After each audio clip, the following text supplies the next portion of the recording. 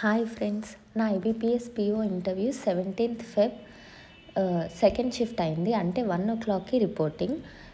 మన ఇంటర్వ్యూ వచ్చేసి హైదరాబాద్లో నానక్రమ్గూడలో Union Bank staff learning centre ఉంటుంది కదా, అక్కడ అయిందనమాట.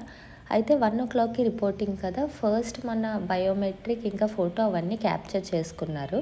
దాని తర్వాత స్ట్రైట్ డీవీకి వెళ్ళిపోతాం. డీవీలో ఏం చూస్తున్నారు అంటే వాళ్ళు ఏమీ జెరాక్స్ అవేమీ కలెక్ట్ చేసుకోవట్లేదు.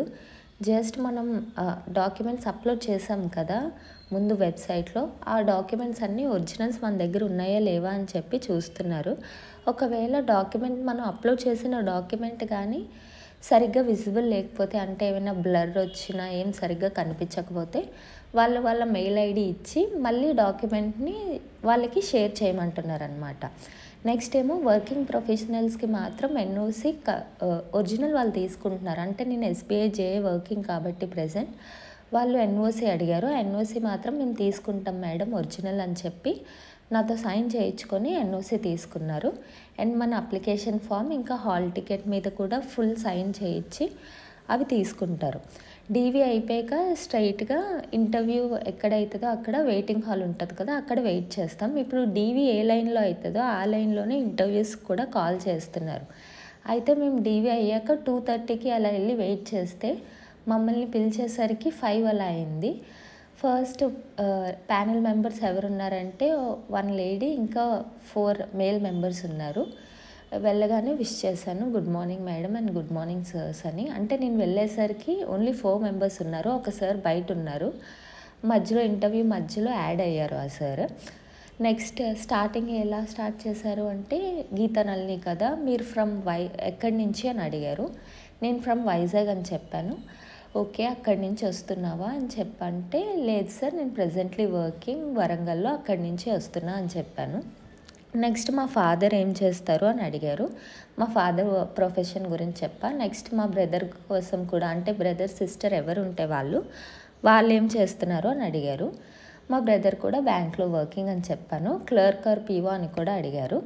దాని తర్వాత నువ్వు ఎస్బీఐ జేఏ కదా, ఎప్పుడు జాయిన్ అయ్యావు అని అడిగారు. August 14 అని చెప్పాను. అయితే August 14 కదా, మరి జేఐబీ సిఐబీ రాసావా అంటే, లేదు సార్ జేఐబీ ఇప్పుడు అప్లై చేశాను అని చెప్తే, సరే గుడ్, రాయు మంచిదే, కానీ ఎస్బీఐ జేఏలో 3 years అయ్యి జేఐబీ సిఐబీ అయిపోతే అక్కడే నీకు ప్రమోషన్ వస్తుంది కదా. ఎస్బీఐ పెద్దది కదా ఐబీపీఎస్ కన్నా, అంటే ఈ బ్యాంక్స్ కన్నా ఎస్బీఐ పెద్దది కదా అని అంటే, అలా ఏం లేదు సార్ అన్నీ ఒకటే అంటే, లేదు ఎస్బీఐ ఒక బ్రాండ్ కదా, ఎస్బీఐని వదిలేసి ఎందుకు రావాలనుకుంటున్నారు అని అన్నారు. లేదు సార్ నాకు అన్నీ ఒక్కటే అన్న. దాని తర్వాత మరి ఇప్పుడు నువ్వు వైజాగ్ కదా, వరంగల్లో ఉంటున్నావు, నీదే పోస్ట్, ఎక్కడ ఉంటున్నావు అని అడిగారు. చెప్పాను డిస్ట్రిక్ట్ పోస్టింగా రూరల్ పోస్టింగా. రూరల్ అయితే రూరల్లోనే ఉంటున్నావా, ఎక్కడికైనా అప్ అండ్ డౌన్ చేస్తున్నావా అని అడిగారు. లేదు సార్ రూరల్ పోస్టింగ్, నేను అప్ అండ్ డౌన్ చేస్తా అని చెప్పాను. అయితే ఒక్కలే ఉంటున్నారా అని అడిగారు. ఎస్ ఒక్కలే ఉంటారంటే, అయితే మీరే వంట చేసుకొని మీరే తింటారు, అన్నీ మీరే చేసుకుంటారు అని అన్నారు. దాని తర్వాత మరి అప్ అండ్ డౌన్ చేస్తున్నావు కదా, అది ఎలా అంటే ఏంటి మోడ్ ఆఫ్ ట్రావెల్ ఏంటని అడిగారు. బై బస్ అని చెప్పాను. మరి ఏంటి స్కూటీ రాదా, మీకు అలవెన్స్లు వస్తాయి కదా, మరి స్కూటీ ఉంటే అని అంటే, నాకు స్కూటీ రాదని చెప్పాను. దాని తర్వాత పాస్ట్ వర్క్ కోసం చూశారు. అంటే పాస్ట్ ఇన్ఫోసిస్లో చేశాను కదా, అది చూసి అసలు నీ బేసిక్ క్వాలిఫికేషన్ ఏంటి అని అడిగారు. నేను చెప్పాను కంప్యూటర్ సైన్స్ అని చెప్పి. మరి కంప్యూటర్ సైన్స్ అయ్యుండి సాఫ్ట్వేర్ మీకు బాగానే ఉంటుంది కదా, ఎందుకు వదిలేశారు, లే ఆఫ్స్ ఏమైనా అయ్యి తీసేశారా అని అడిగారు. అదేం లేదు సార్, నాకు ఫస్ట్ నుంచి బ్యాంక్స్ అంటేనే ఇంట్రెస్ట్, కానీ అప్పుడు కోవిడ్ టైం లాక్డౌన్ వల్ల బ్యాంక్స్ కూడా వేకెన్సీస్ ఏమీ రిలీజ్ చేయలేదు, నోటిఫికేషన్స్ ఏమీ రిలీజ్ చేయలేదు కదా అని జాయిన్ అయ్యాను.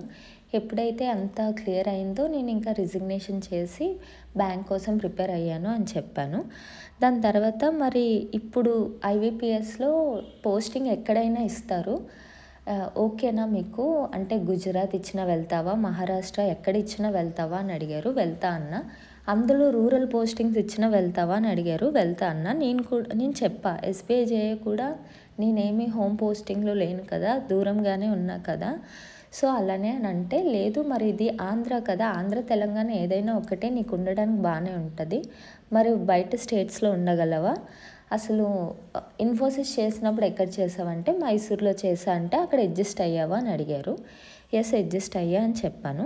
దాని తర్వాత సరే నువ్వు బ్యాంకింగ్ కదా, ఏం చేస్తావు నువ్వు, నీ రోల్ ఏంటి అంటే ఏం చేస్తావు బ్యాంక్లోనంటే నేను ఇంకా జస్ట్ కేవైసీస్ అకౌంట్ ఓపెనింగ్స్ అని చెప్పా. అప్పుడు ఒక సార్ అడిగారు, కేవైసీ అంటే ఏ డాక్యుమెంట్ తీసుకుంటామంటే ఆధార్ ఒరిజినల్ తీసుకుంటామంటే ఓన్లీ ఆధారేనా అంటే లేదు ఆధార్ కాదు ఎనీ ఐడెంటిటీ ప్రూఫ్ అంటే ఓటర్ ఓకేనా అన్నారు. ఓకే అని చెప్పాం.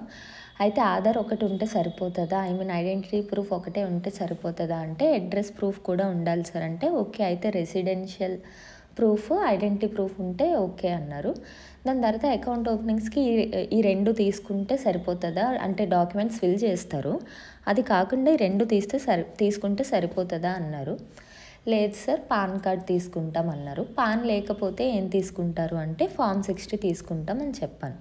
దాని తర్వాత ఇంకొక సార్ ఏమో అయితే అకౌంట్ ఓపెనింగ్స్ గురించి నీకు అంతా తెలుసు కదా, నేను ఇంకా అకౌంట్ ఓపెనింగ్స్ అడగను నిన్ను, ఇటు సైడ్ వద్దాం లోన్స్ సైడ్ వద్దాం, లోన్స్ గురించి తెలుసా అంటే అంతగా తెలియదని చెప్పాను. సరే ఎన్పిఏ ఎప్పుడు అవుతుంది లోన్ అంటే 3 months రీపేమెంట్ 3 months చేయకపోతే ఎన్పిఏ అవుతుంది అని చెప్పాను. 3 months తర్వాత ఏమవుతుంది ఎన్పిఏ అని అడిగారు. సబ్స్టాండర్డ్ అసెట్స్ అని చెప్పాను. దాని తర్వాత ఎన్పిఏ ఇప్పుడు మనం Jan 1st లోన్ ఇచ్చామనుకోండి, 31st January మన ఈఎంఐ డేట్గా పెట్టుకుందాం.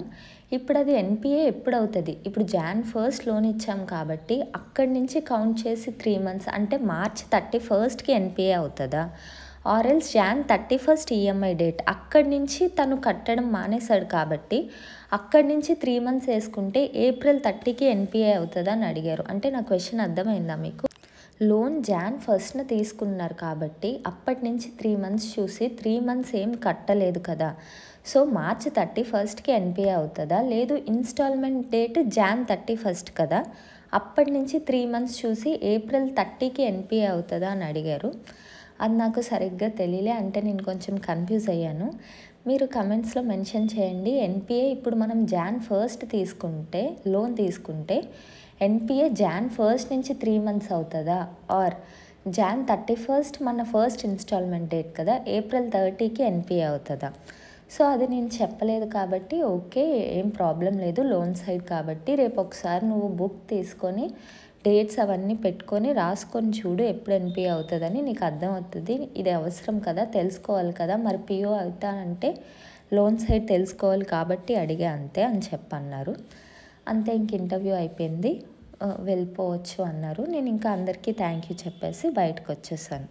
ఇంటర్వ్యూ ఒక 5 minutes అయింది.